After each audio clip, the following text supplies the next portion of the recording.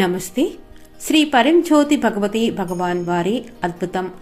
పర్లాకేముండికి చెందిన కాశీనాథ్ పాత్ర గారు శ్రీ పరంజ్యోతి భగవతి భగవాన్ వారి కుటుంబంపై కురిపించిన ఒక అద్భుతమైన మహిమను ఎంతో కృతజ్ఞతా భావంతో పంచుకోవాలనుకుంటున్నారు. నా కుమార్తె స్వాతిశ్రీ వివాహం జరిగిన సుమారు 1.5 ఏడాది తర్వాత ఆమె గర్భవతి అయ్యింది. ఆమెకు చేసిన ప్రారంభ వైద్య పరీక్షలో ఆమె కవల పిల్లలతో గర్భవతిగా ఉందని వైద్యులు తెలియజేశారు. ఈ వార్త మా కుటుంబంలో ఆందోళనను కలిగించింది.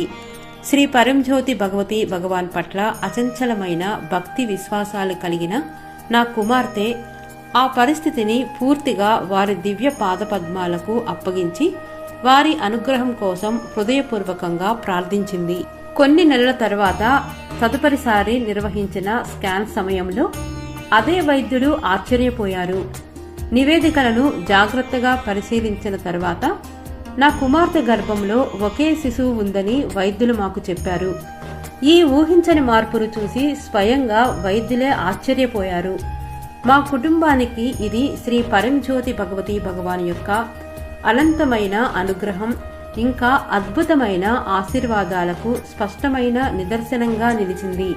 కాలక్రమేణా ప్రసవ సమయంలో ఎటువంటి వైద్య జోక్యం అవసరం లేకుండానే నా కుమార్తె ఒక ఆరోగ్యకరమైన ఆడబిడ్డకు సురక్షితంగా సులభంగా జన్మనిచ్చింది.